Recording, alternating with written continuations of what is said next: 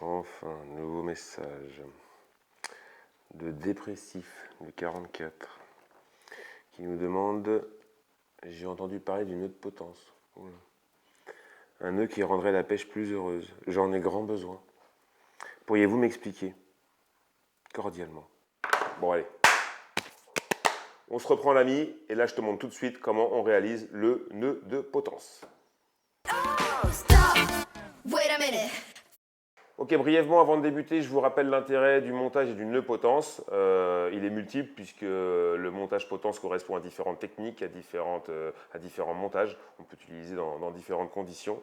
En général, on l'utilise sur le bas de ligne pour déporter un leurre du bas de ligne principal. Ça facilite l'aspiration du leurre par le carnassier et ça rend aussi plus libre de nage le leurre qui est monté sur la potence. Je vous montre tout de suite comment on le réalise. Donc il nous faut tout simplement du fluorocarbone, donc du diamètre adapté à la technique et au poisson que vous recherchez. Hop, du fluorocarbone, juste ici. Pour les biens du tuto, moi je vais procéder avec du fil de soie, ce sera plus visible pour vous, pour que vous puissiez bien visualiser le nœud. Alors, hop là, je dégage les deux brins. Alors, on peut utiliser des brins de diamètre équivalent. Là, j'avais mis du 30 centièmes, donc on peut faire un montage intégral en 30 centièmes, il n'y a pas de souci.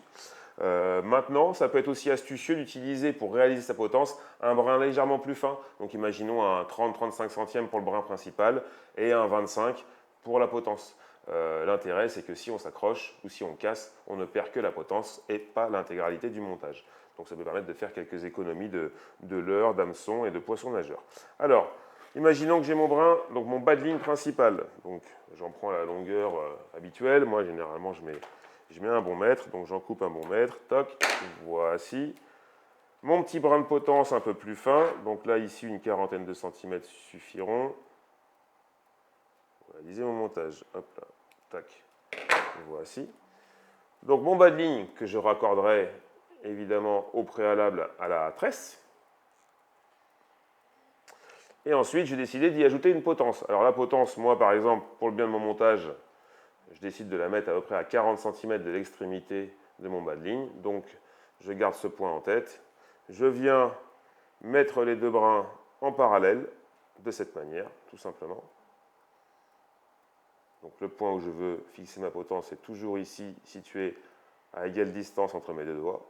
Je viens réaliser, hop, une boucle de manière mécanique de cette manière.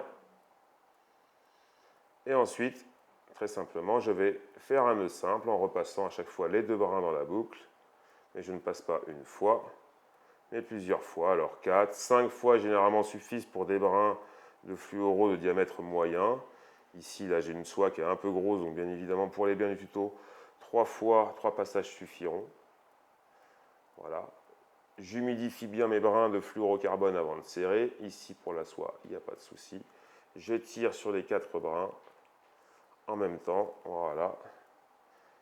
Et je me retrouve avec ma potence et sa chute. Alors, les deux brins ont une résistance, les deux brins de potence ont une résistance équivalente.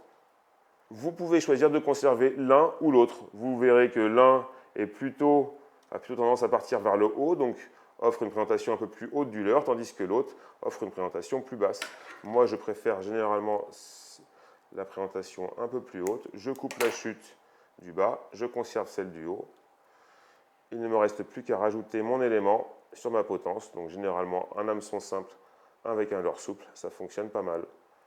Voilà, je vous ai préparé des montages tout prêts pour que vous puissiez bien identifier la différentes façons d'utiliser une potence. Là, ici, par exemple, on a, alors j'ai pas pensé à enlever le triple ventral, il faudra le faire si on utilise ce montage en eau douce, puisque 2 hameçons uniquement sont autorisés. Mais voici, vous avez l'exemple d'un montage stick bait avec un petit teaser devant, avec un petit leurre souple qui sera complètement libre de nage et facile à aspirer pour les perches. Donc super montage très efficace en lac.